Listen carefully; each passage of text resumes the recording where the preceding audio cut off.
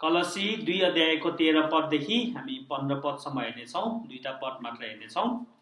अनि आज हामी येशू ख्रीष्ट कसरी विजय हुनुभयो, उहाँ कसरी विजय परमेश्वरको पुत्र हुनुहुन्छ, उहाँले कसमाथि विजय प्राप्त गर्नुभयो, कसरी विजय प्राप्त गर्नुभयो, के गरेर विजयी हुनुभयो, त्यो कुरालाई आज हामी केलाउन गइरहेका छौँ।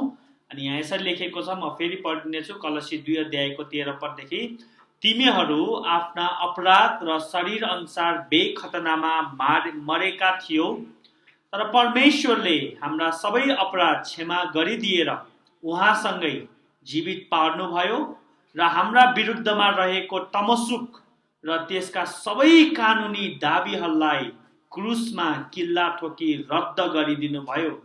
उहाँले प्रधानताहरू र शक्तिहरूलाई निशस्त्र पारी ती सबैमाथि क्रुसमा विजय प्राप्त गर्नुभयो र तिनलाई खुल्लम खुल्ला तमासा बनाइदिनु भयो। ईश्वर शास्त्रीहरूले एउटा उदाहरण यसरी दिएका छन्, यो क्रिस्ट कसरी विजय बन्नुभयो भन्ने कुरालाई, र क्रिस्टको विजय कसरी हाम्रो भयो र क्रिस्टको विजयले हामीलाई कसरी फाइदा पुर्याउँछन् भनेर यसरी उदाहरण दिएका छन्। मानिलिनुहोस् एउटा सहर छ, एकदमै भव्य सहर, अनि त्यो सहरको वरिपरि चाहिँ दुश्मनहरूले नाकाबन्दी गरिदिए। अर्थात् त्यो सहरको वरिपरि दुश्मनहरू बसेर त्यहाँ नाकाबन्दी गरिदिए, अर्थात् त्यहाँ पानी पनि लान दिएन, त्यहाँको मानिसहरूलाई बाहिर पनि आउन दिएन, भित्र पनि जान दिएन, अनि बाहिर आए कि मारिहाल्ने। अनि त्यहाँ भित्र मानिसहरू एकदमै निसासिन थाले, पानी खान नपाएर तर्पिन थाले, भोकले तर्पिन थाले, कतिजना मर्न आँटेका थिए। त्यस्तो अवस्था कल्पना गर्नुहोस्। अनि भित्र एकदमै मानिसहरू डरले कामिरहेका थिए, किनभने अब मार्ने भयो भनेर, हैन। यो विशेष गरी यो आर्मी पुलिस आर्मीहरूको युद्धमा हुन्छ, नाकाबन्दी गर्ने, घेराबन्दी गर्ने, अनि त्यहाँ दुश्मनहरूलाई, त्यहाँ भित्र रहेका मानिसहरूलाई कमजोर बनाउने। हैन, नेपाल र अङ्ग्रेजको युद्धमा पनि यो धेरै भएको थियो। जब हतियारले जित्न सक्दैन तब नाकाबन्दी गरेर पनि कति युद्धहरू जित्ने गर्दछन्। यस्तै कल्पना गर्नुहोस्, त्यहाँका जनताहरू एकदमै डराएका छन्, अनि मृत्युको डर र भयले खाइसकेको अवस्था छ। अनि अन्धकारमा एक्कासी के भयो भन्दाखेरि, एकजना त्यो घेरा नाकाबन्दीमा रहेको सहरको एउटा मानिस, जो चाहिँ जासुसको रूपमा गुप्त बाटोबाट त्यो सहरभित्र पस्छन् र उसले सान्त्वना दिँदै यसरी भन्छन् कि तिमीहरू नडराऊ, तिमीहरू नआत्तिऊ, किनभने अर्को ठाउँमा जुन यो दुश्मन बाहिर नाकाबन्दी गरिरहेको दुश्मनको मुख्य सेनापति छ, त्यसलाई हराइसकेको छ। त्यसलाई हाम्रो सेनाले अर्कै ठाउँमा हराइसकेको छ।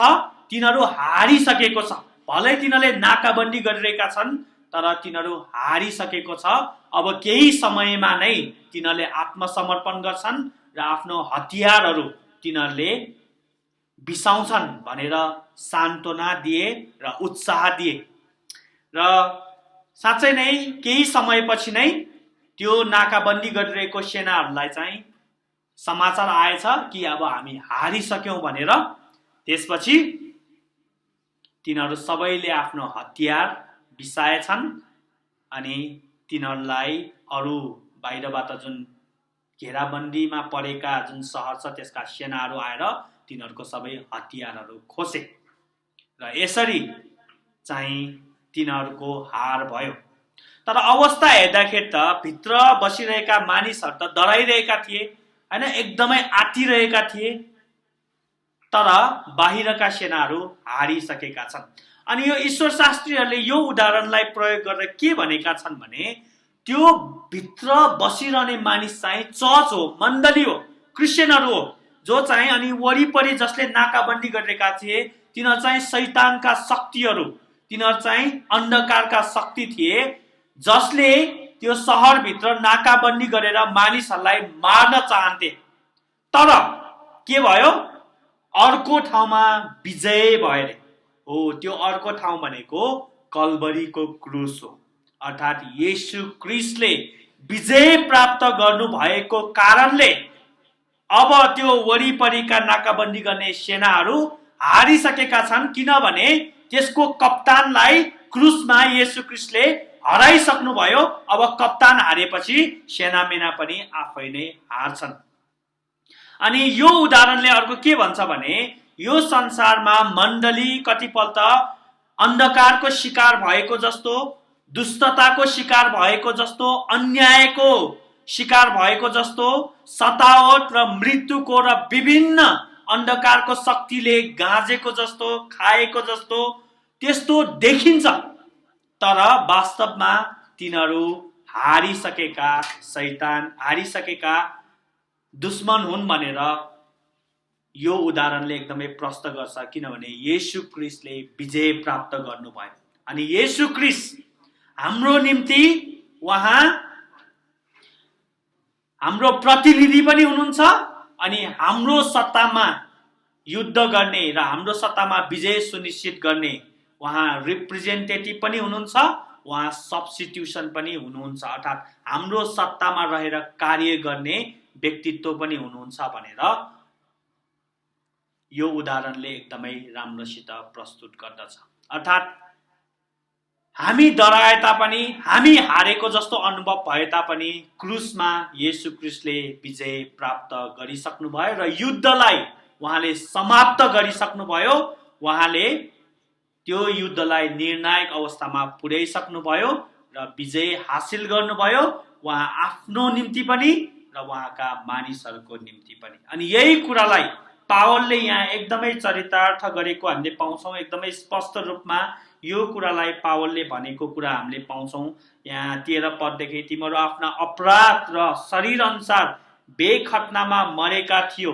यो भनेको चाहिँ हामी विश्वासी हुनुभन्दा अगाडि, येशू क्रिस्टलाई विश्वास गर्नुभन्दा अगाडि हामी आफ्नो शरीरमा चलिरहेका थियौँ।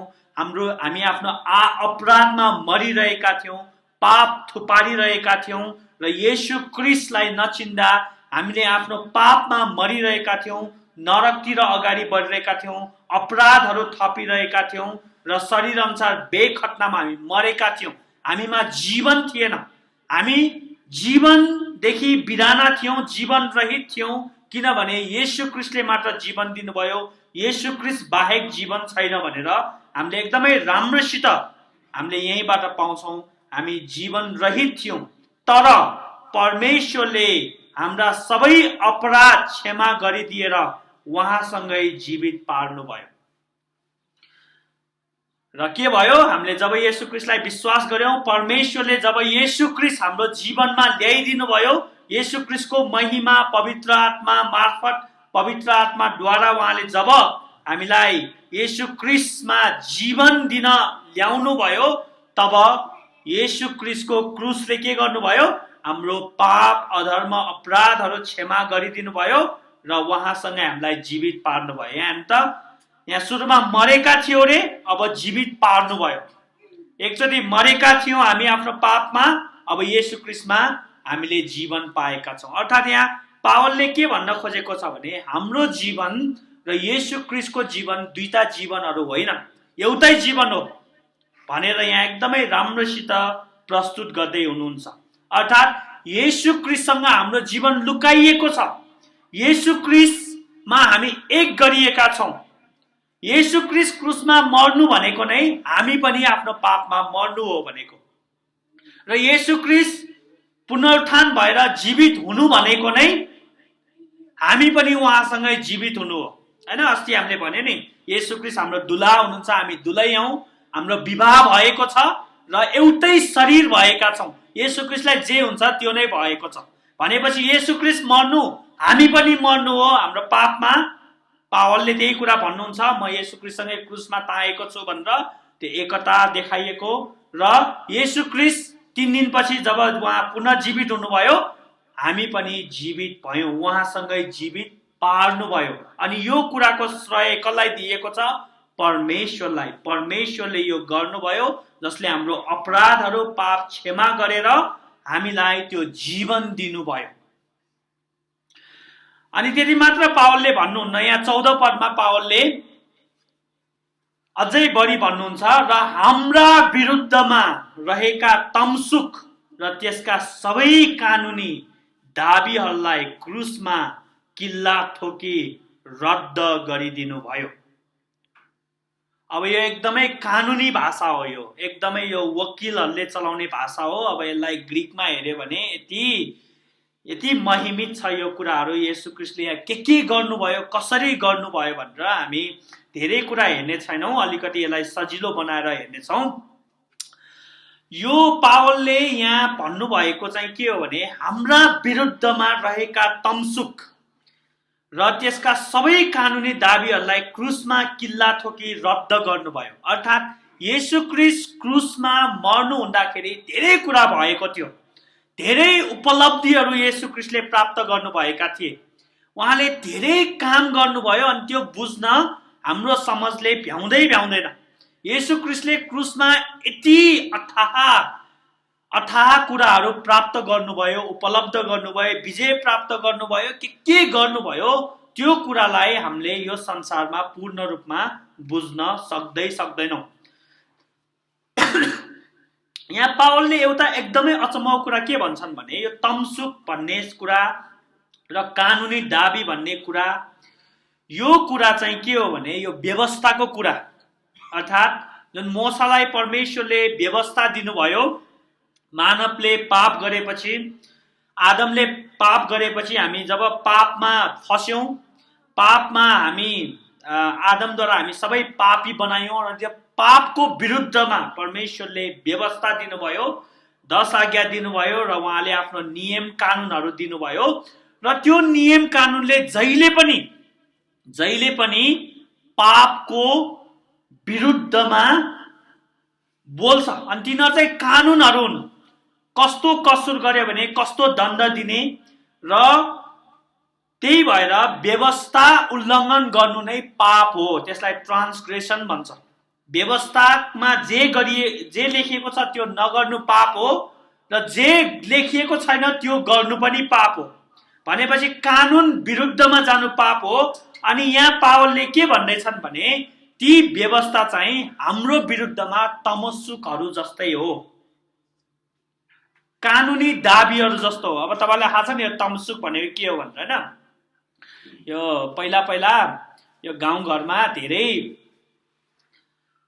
धेरै साहु मार्जनहरू हुन्छन्, होइन? विशेष गरी यो सामन्तीहरू जसले गरिबहरूलाई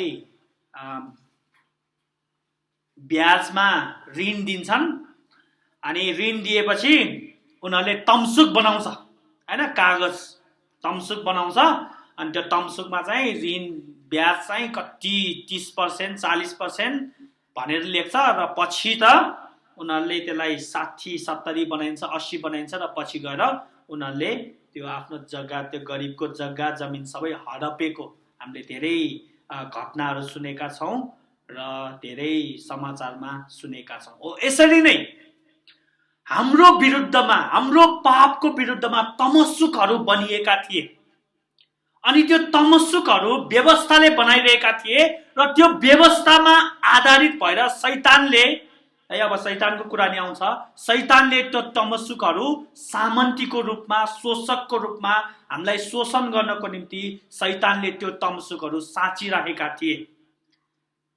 हामीलाई नरकमा पठाउनको निम्ति, हाम्रो पापको उचित दण्ड तिराउनको निम्ति त्यो तमसुकहरू व्यवस्थाको आधारमा लेखिएको थियो। र हाम्रा विरुद्ध भनेको हामी मानिसहरूका विरुद्धमा शैतानले तमसुकहरू सङ्गालिराखेका थिए, साँचिराखेका थिए, जोगाइराखेका थिए, र ती कानुनी दाबीहरूलाई लेखिरहेको थियो। अर्थात् यसरी बुझौँ यसलाई, हरेक पापको हिसाब लेखिएको थियो तमसुकमा। त्यही भएर बाइबलमा पापलाई ऋण भनेको कुरा हामीले पाउँछौँ। पापलाई ऋण शब्द चलाइएको, होइन? पापको ज्याला मृत्यु हो भनेर, ज्याला, पाप गरेपछि ज्याला आउँछ, त्यो ऋण आउँछ, अनि त्यो हरेक पाइ चुकाउनको निम्ति शैतानले लेखिरहेको थियो, तमसुक बनाइरहेको थियो। र त्यो कानुनी दाबीहरू थियो, किनभने त्यो व्यवस्था अनुसार नै थियो।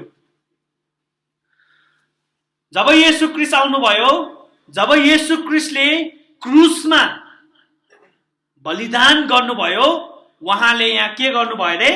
ती तमस्सुकहरूलाई उहाँले च्यातिदिनु भयो। हेर्नु है त, र हाम्रा विरुद्धमा रहेका तमस्सुक र त्यसका सबै कानुनी दाबीहरूलाई क्रुसमा किल्ला ठोकी रद्द गरिदिनु भयो। रद्द गरिदिनु भयो, च्यातिदिनु भयो। हैन, हामीले पाउँछौँ नि यो फिल्महरुमा, तमसुक बनाउँछ गरिबलाई शोषण गर्न सामन्तीहरूले, साहु महाजनहरूले, अनि कति ब्याजको स्याज स्याजको प्याज गरेर कति बनाइन्छ, अनि हिरो आउँछ, हिरोले त्यो सबै च्यातिदिन्छ नि। हैन, शैतानले हाम्रो विरुद्धमा लेखेका जति पनि तमसुकहरू छ नि, ती सबैलाई येशू ख्रीष्टले खारेज गरिदिनु भयो। हरेक पाइ पाइ पापको निम्ति उहाँले मूल्य चुकाउनु भयो, उहाँले त्यो तिरिदिनु भयो, उहाँले रद्द गरिदिनु भयो। यहाँ के लेखेको छ? क्रुसमा किल्ला ठोकी रद्द गरिदिनु भयो। क्रुसमा जब उहाँलाई किल्ला ठोकियो, त्यो भनेको नै हाम्रो पापको तमस्सुकहरू च्यातिएको प्रमाण हो प्रियहरू। अनि बाइबलमा पावलले यसरी प्रस्तुत गरेको हामीले पाउँछौँ। रद्द गरिदिनु भयो। रद्द भनेको के हो? क्यान्सिल गरिदिनु भयो। हैन, क्यान्सिल भनेको थाहा छ नि तपाईहरुलाई? यो अब साच्चीकै उसले ऋण लिएको छ अनि साहु पनि एकदम वफादार छ भने जब उसको सम्पत्ति धितोमा राखेर ऋण दिन्छ, तब उसले तिरेपछि रद्द हुन्छ नि। त्यो रद्द भनेको के हो?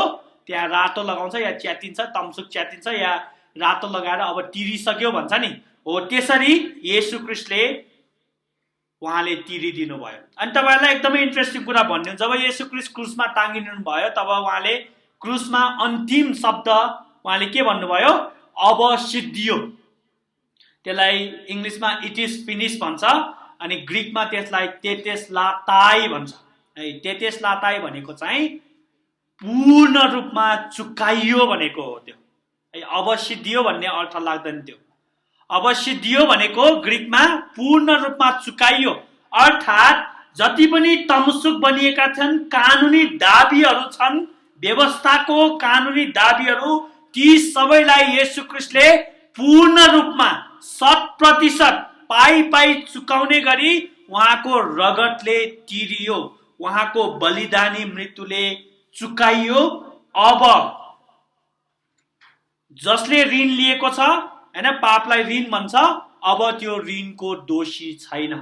पापको ज्याला जुन मृत्यु हो, अब त्यो मृत्युको दोषी छैन, किनभने ऋण तिरिएको छ, त्यो चुकाइएको छ।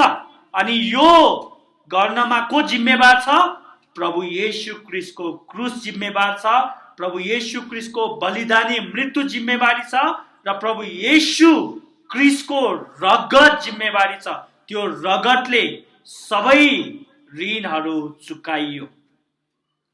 अब यहाँ यसो हेर्दाखेरि कसलाई तिरिएको जस्तो छ ऋण?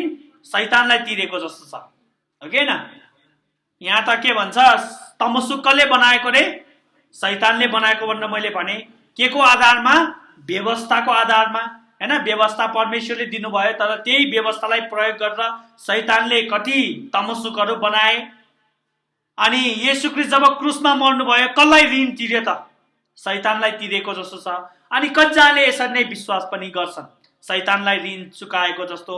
येशू ख्रीष्टको क्रुसको मृत्यु त शैतानलाई खुसी पार्न जस्तो, किनभने शैतानले तमसुकहरू लिइरहेको थियो, अनि येशू ख्रीष्टको मृत्यु भएपछि तमसुक रद्द गरियो। त्यसरी पनि मानिसहरूले बुझ्छन्, अनि कति मण्डलीका पिताहरूले यसरी पनि विश्वास गरेका थिए। तर अर्को पदले यहाँ के भन्दछ? त्यो यो सिद्धान्त गलत हो भन्दछ है। 15 पदमा हेर्नु त, उहाँले प्रधानताहरू र शक्तिहरूलाई निशस्त्र पारी ती सबैमाथि क्रुसमा विजय प्राप्त गर्नुभयो र तिनलाई खुल्लम खुल्ला तमासा बनाइदिनु भयो। अब एकदमै अब अलिकति यो ईश्वर शास्त्रीय कुरा यहाँ के बुझ्नुपर्छ भन्दाखेरि, मानिसलाई दोष लगाउने, पापको दोष लगाउने शैतान मात्र थिएन, परमेश्वरले पनि दोष लगाउनुहुन्छ। शैतानले मात्र दोष लगाउने होइन, परमेश्वरले पनि दोष लगाउँछ। त्यही भएर व्यवस्था दिनुभएको। अनि व्यवस्था उल्लङ्घन गर्नु भनेको पाप हो। अनि परमेश्वरको पनि रिस दन्केको थियो। जब मान्छेले व्यवस्था उल्लङ्घन गर्छ तब परमेश्वर क्रोधित हुनुहुन्छ अनि उहाँको रिस दन्किन्छ र कतिजनालाई उहाँले भस्म पार्नुभयो। परमेश्वरले पनि आफ्नो कानुन पालन नगरेको दण्ड मानिसहरूलाई दिनुहुन्छ। अनि हिब्रूको लेखकले यहाँसम्म भन्नुहुन्छ, परमेश्वरको हातमा पर्नु एकदमै डरलाग्दो कुरा हो। शैतानको हातमा पर्नु भन्दा परमेश्वरको हातमा पर्नु एकदमै डरलाग्दो कुरा हो। त्यो चाहिँ उहाँ भस्म पार्ने आगो हुनुहुन्छ भनेर बाइबलले हामीलाई एकदमै भन्दछ। अनि अर्को इन्ट्रेस्टिङ कुरा, अघि हामीले अयुबको पुस्तकमा पढ्यौँ नि, हैन? त्यो अयुबको पुस्तकको 1 अध्यायमा पढ्यौँ। त्यहाँ चाहिँ स्वर्गदूतहरू जब स्वर्गमा उपस्थित भएका थिए, शैतान पनि त्यहाँ गएका थिए अयुबलाई दोष लगाउन। अनि हिब्रूमा शैतानलाई दोष लगाउने भनेर त्यसरी चिन्छ। शैतान भन्ने दोष लगाउने। अनि के को आधारमा उसले दोष लगाउँछ? व्यवस्थाको आधारमा, हैन? अनि रोमीमा, गलातीमा पाउनुहुन्छ व्यवस्था, हैन, का कुराहरू। अनि एकदमै इन्ट्रेस्टिङ कुरा चाहिँ के हो भने, त्यो अयुबको पुस्तकमा जब स्वर्गदूतहरू परमेश्वरको उपस्थितिमा हाजिर भए अनि शैतान पनि त्यहाँ गए भनेर छ, त्यसलाई हिब्रूमा चाहिँ अदालत बसेको शब्दमा त्यसरी उपमा चलाइएको छ। अदालत बसेको छ, न्यायाधीश परमेश्वर हुनुहुन्छ, स्वर्गदूतहरू साक्षीहरू हुन् र शैतान त्यहाँ के को रूपमा खडा हुन्छ थाहा छ? वकिलको रूपमा। बुझ्दै हुन्छ नि? वकिलले जस्तै के गर्न आएको? अयुबलाई दोष लगाउन आएको, दोष लगाउनको निम्ति कारण माग्न आएको। अयुबसँग त कारण छैन, किनभने अयुब एकदमै निर्दोष र धर्मी मान्छे थिए र शैतानलाई त्यो सही नसक्नु भयो धर्मी भएकोले। अनि परमेश्वरलाई उस्काउन आएको। शैतानले अयुबलाई परीक्षा गर्न पाऊँ भनेर अनुमति माग्न आएको।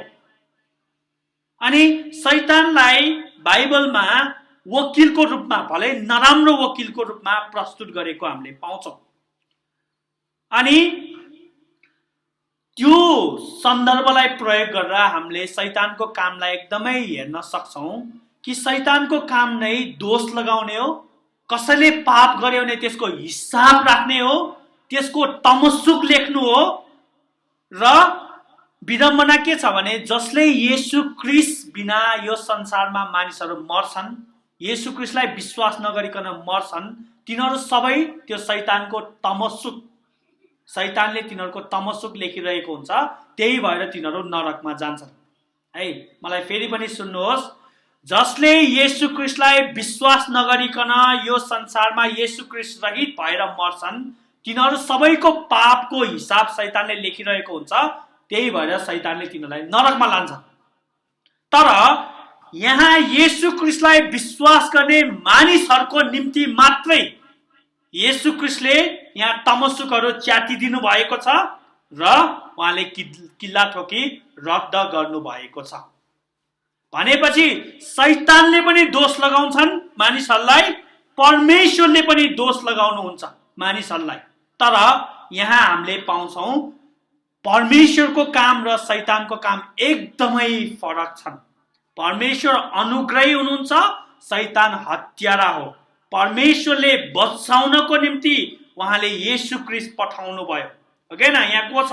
यहाँ को जिम्मेवार छ? तर परमेश्वरले हाम्रा सबै अपराध क्षमा गरिदिएर उहाँसँगै जीवित पार्नुभयो। कसले क्षमा गर्नुभयो? परमेश्वरले। येशू ख्रीष्टलाई संसारमा कसले पठाउनु भएको? परमेश्वरले पठाउनु भएको। भनेपछि परमेश्वर र शैतानको काम एकदमै फरक छ। तर परमेश्वरको व्यवस्थाले पनि मानिसलाई दोष दिन्छ, शैतानले पनि दोष दिदछ। अब अहिलेको कुरा लिएर आउँ।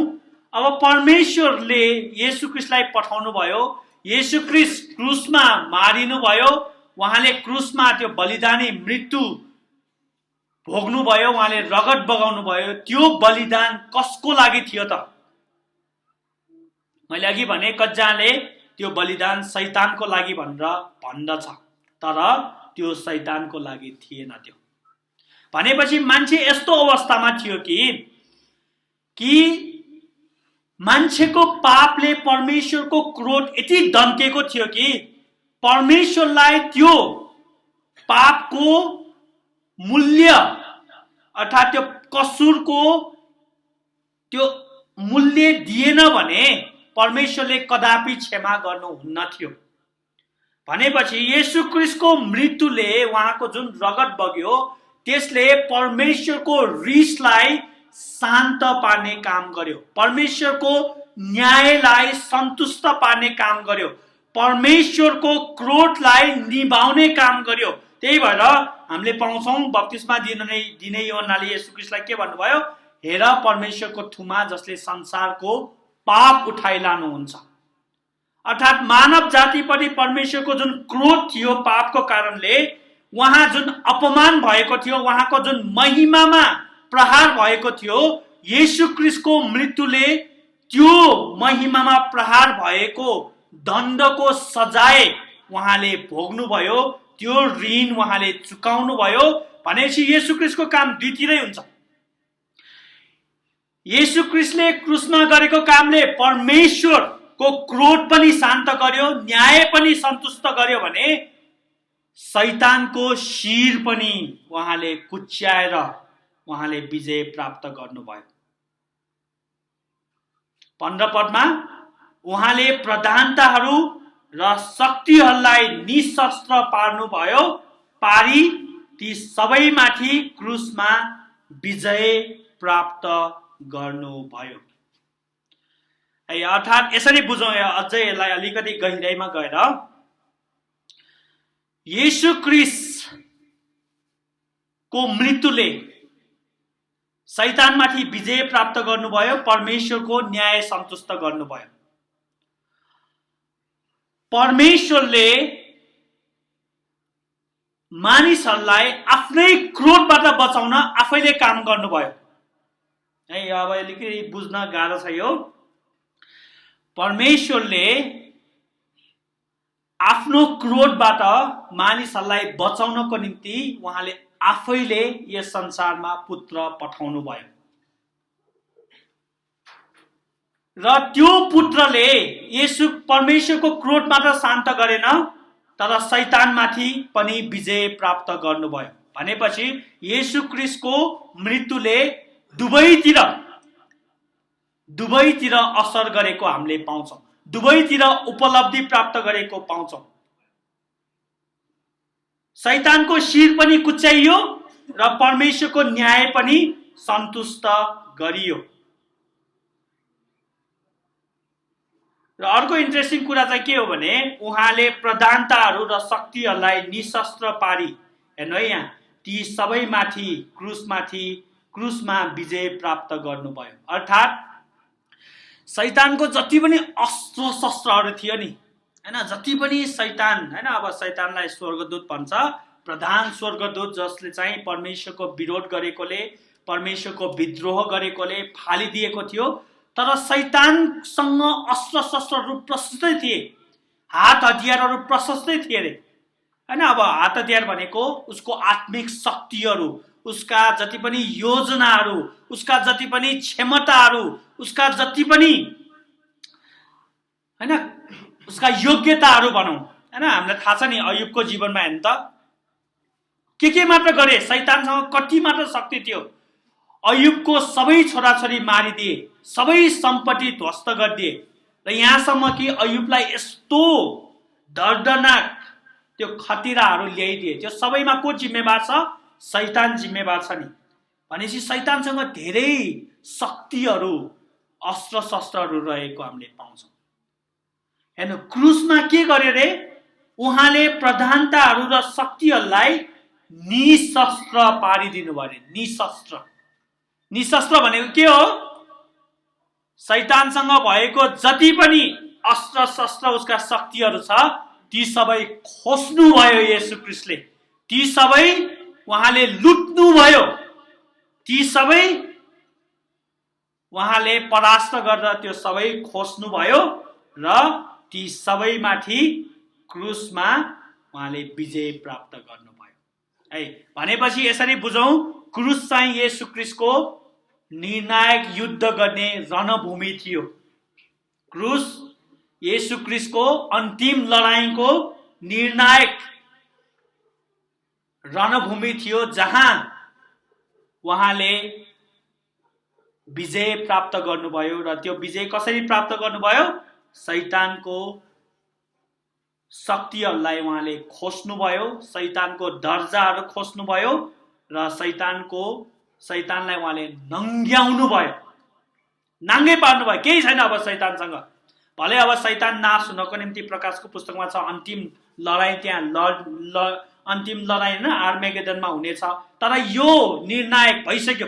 अर्थात् यहाँ युद्ध समाप्त भइसकेको जस्तो हो, हारिसकेको छ। केही समय शैतानलाई दिएको छ, अन्तिम लडाईँ लडिनेछ। यसलाई हैन अब थियोलोजिकल भाषामा अलरेडी नट येट भन्छ, भइसक्यो तर अझै अलिकति एउटा बाँकी छ भनेर। भनेपछि क्रुसमा प्रियहरू हामीले धेरै कुरा भएको हामीले पाउँछौँ। अनि यो क्रुसमा चाहिँ येशू ख्रीष्ट विजय हुनुभयो। त्यही भएर हामीले येशू ख्रीष्टलाई विजय येशू ख्रीष्ट भन्छौँ। उहाँ परमेश्वरको तर्फबाट आउनुभयो, उहाँ पुत्र भएर आउनुभयो अनि उहाँले क्रुसमा विजय प्राप्त गर्नुभयो। र अघि हामीले 1 यूहन्नामा पढ्यौं नि, 1 यूहन्ना 3 कि परमेश्वरको पुत्र यस संसारमा प्रकट हुनुको उद्देश्य नै शैतानका कामहरू नाश गर्नलाई थियो है, शैतानका कामहरू नाश गर्नलाई थियो। यदि येशू ख्रीष्ट नआउनु भएको भए शैतान अझ शक्तिशाली हुँदै जाँदै थियो अरे, अझै शक्तिशाली हुँदै जान्थ्यो शैतान। र शैतानले हामीले गरेको हरेक पापको तमसुक राखेर परमेश्वरमा त्यो तमसुक प्रस्तुत गरेर हामीलाई नरक लानको निम्ति यथास्थ थियो। हामीलाई हाम्रो धेरै पाप चाहिँदैन थियो शैतानलाई। एउटा गरेको पापले पनि हामीलाई नरकमा लान यथेष्ट थियो। एउटा तमसुकले पनि हामीलाई नरकमा लान पर्याप्त थियो। तर येशू ख्रीष्ट आएपछि कथाले अर्कै मोड लियो। शैतानको योजनाहरू सबै विफल भयो, शैतानका युक्तिहरूमा तुषारपात भयो, पानी फेरियो, सबै योजनाहरू रद्द भयो। त्यही भएर येशू ख्रीष्ट क्रुसमा नजाओस् भनेर शैतानले भर मजदुर प्रयास गरेका थिए। येशू ख्रीष्टलाई कहिले परीक्षा गरेर रोक्ने, कहिले पत्रुसलाई प्रयोग गरेर येशू ख्रीष्टलाई क्रुसमा जान नदिनको लागि बाधा दिएको थियो। र क्रुससम्मै शैतानले येशू ख्रीष्टलाई रोक्नको निम्ति आफ्नो सबै अस्त्र शस्त्रहरू प्रयोग गरेका थिए, सबै शक्ति लगाएका थिए, सबै युक्तिहरू लगाएका थिए। र तरै पनि येशू ख्रीष्ट हस्याङ र फस्याङ गर्दै शैतानका ती सबै युक्तिहरूलाई चिर्दै, ती अन्धकारका शक्तिहरूलाई पन्छाउँदै मन्छाउँदै उहाँ पिताको आज्ञाकारितामा क्रुससम्मै उहाँ होचिनुभयो, आज्ञाकारी रहनुभयो र यसमा नै उहाँले विजय प्राप्त गर्नुभयो। उहाँको विजय कस्तो थियो भने उहाँलाई कति रोक्न प्रयास गर्दै पनि उहाँले ती सबै पन्छाएर क्रुसमा जानुभएको हैन। यो युद्ध हो, एकदमै रणभूमि हो क्रुस।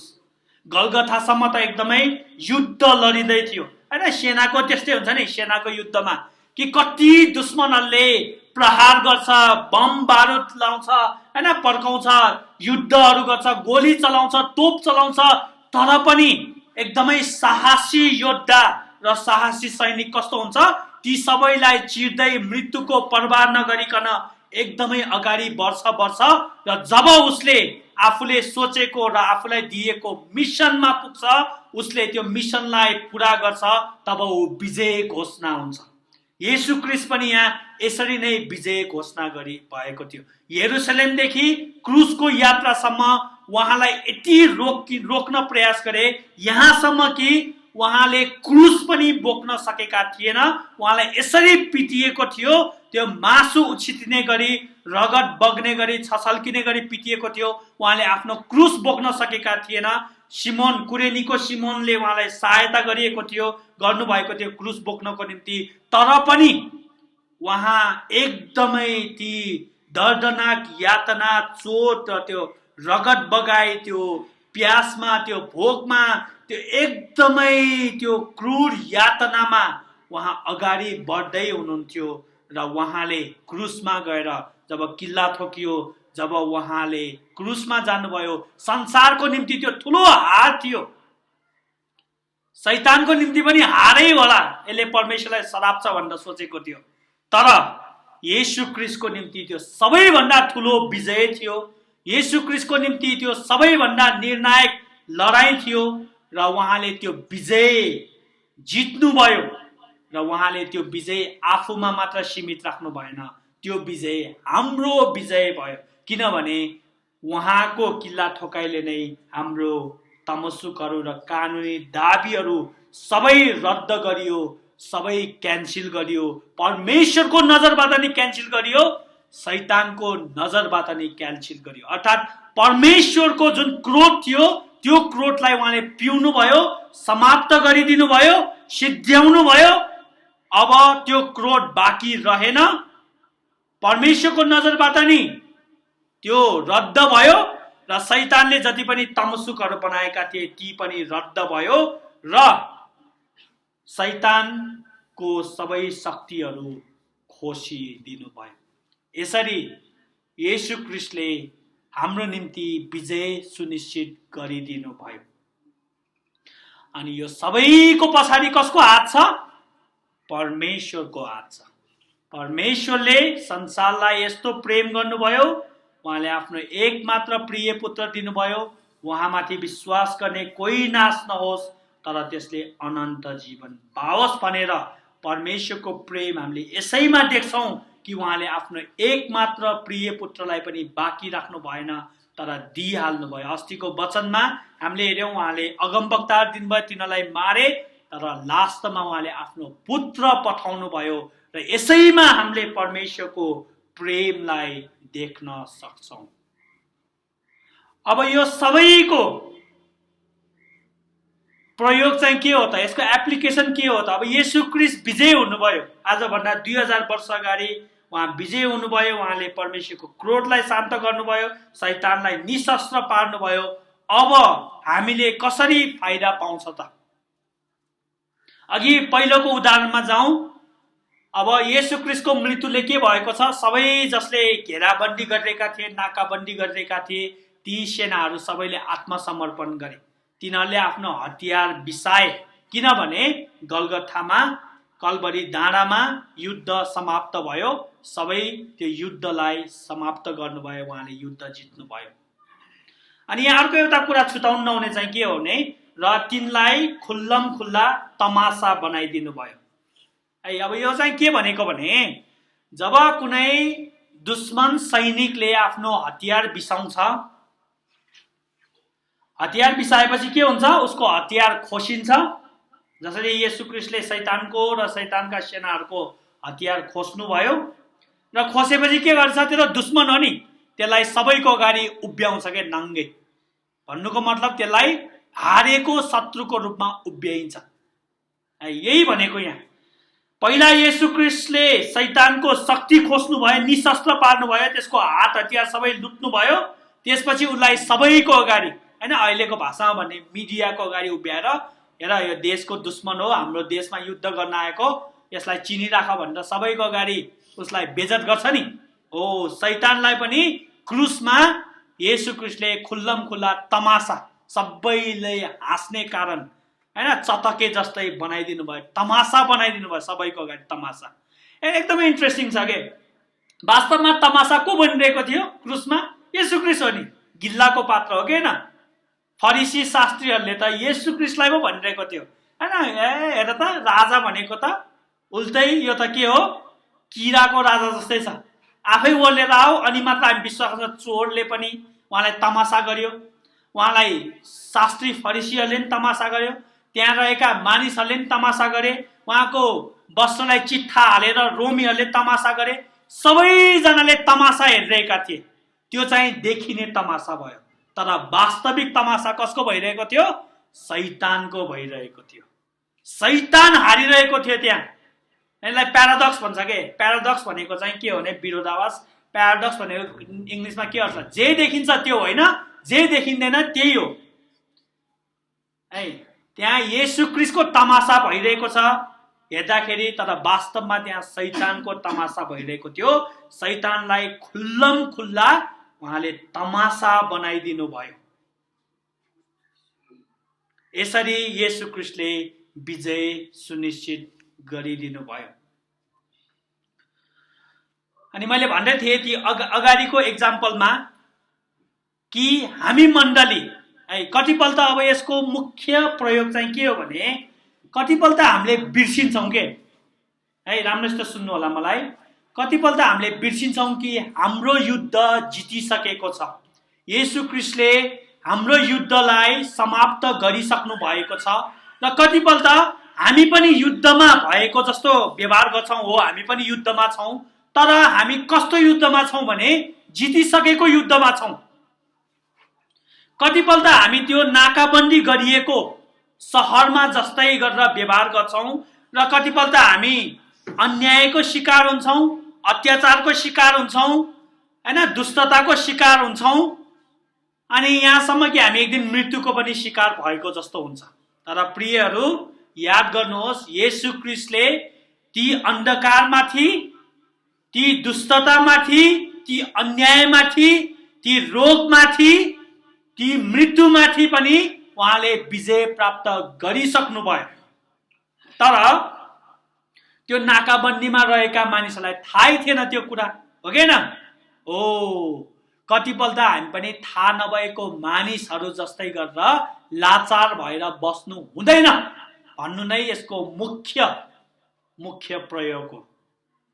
हामीले जितिसकेका छौँ युद्ध, किनभने येशू क्रिस्ट विजय हुनु नै हाम्रो विजय हो। अघि मैले भने नि, येशू क्रिस्टको मृत्यु हुनु नै हाम्रो मृत्यु हो।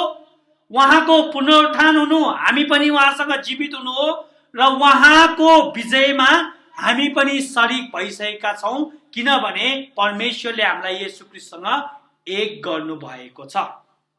भनेपछि अब येशू क्रिस्टमा मृत्युको राज्य छैन, येशू क्रिस्टमा ती सबै कुराको छैन, राज्य छैन भने हामीमा पनि हुँदैन। भलै यो अस्थायी समयमा हामीलाई केही भएको जस्तो हुन्छ, तर प्रियहरू एउटा कुरा याद राख्नु, तीदेखि तपाईँ डराउन आवश्यक छैन। बाघ त छ, तर बाघको दाँत निकालिसकेको छ। सर्प त छ, तर सर्पको विष निकालिसकेको छ। तर नि हामीलाई त डर लाग्छ नि सर्प देखेर हैन। पावलले चलाएको शब्द त्यही हो कि ए मृत्यु तेरो खिल कहाँ भन्नेमा त्यहाँ चाहिँ के भन्छ, स्कर्पियन त छ, तर त्यसको खिल अर्थात् त्यसको विष चाहिँ निकालिसकेको छ। सेना त छ, तर त्यसको राजालाई हराइसकेको छ। भनेपछि चाहे अब यो नयाँ भेरिएन्ट आओस्, ओमिक्रोन आओस् हैन, त्यसले जतिसुकै हानि गरोस्, हामीलाई मृत्युमा नै किन नलगोस्, तर याद गर्नुहोस्, मृत्यु त छ, तर मृत्युको शक्ति छैन। मृत्युको खिल निकालिसकेको छ। ए मृत्यु कहाँ, तेरो विजय कहाँ भनेको त्यही हो। यो सबै गर्नुमा को जिम्मेवार छ? येशू क्रिस्ट। येशू क्रिस्टको क्रुसले मात्रै अब मृत्युको शक्ति भए तापनि मृत्युको असर हामीमा हुँदैन। उसले जसरी अरू मानिसहरूलाई, येशू क्रिस्टमा विश्वास नगरेको मानिसहरूलाई जसरी खान्छ, त्यसरी हामीलाई खान सक्दैन। अन्याय अत्याचार जस्तो सुकै होस्, रोग गरिबी जेसुकै होस्, ती सबैले अरूलाई जस्तो व्यवहार गर्छ त्यसरी हामीलाई व्यवहार गर्न सक्दैन। त्यही भएर प्रियहरू, तपाईहरु एकदमै ढुक्क हुनुहोस् यो कुरामा कि येशू क्रिस्टले हामीलाई विजय बनाइसक्नु भएको छ। हाम्रो विरुद्धमा रहेको तमस्सुकहरू च्यातिसक्नु भएको छ र हाम्रो परम शत्रु शैतानलाई हराइसक्नु भएको छ। विजय सुनिश्चित भइसकेको छ। चाहे तपाईले त्यो कुराको अनुभव गर्नुस् या नगर्नुस्, चाहे तपाईलाई त्यो अनुभव होस् या नहोस्, चाहे तपाईलाई विश्वास लागोस् या नलागोस्, तर हाम्रो निम्ति विजय सुनिश्चित भइसकेको छ र यो सबै कुरा प्रभु येशूले गर्नुभयो र उहाँले मानव भएर गर्नुभयो र यो सबै कुरा गर्नमा परमेश्वर जिम्मेवार छ। उहाँले पुत्र येशूलाई यस संसारमा पठाउनु भयो र यसैमा नै हामीले उहाँको प्रेमलाई देख्दछौँ र अनुभव गर्दछौँ।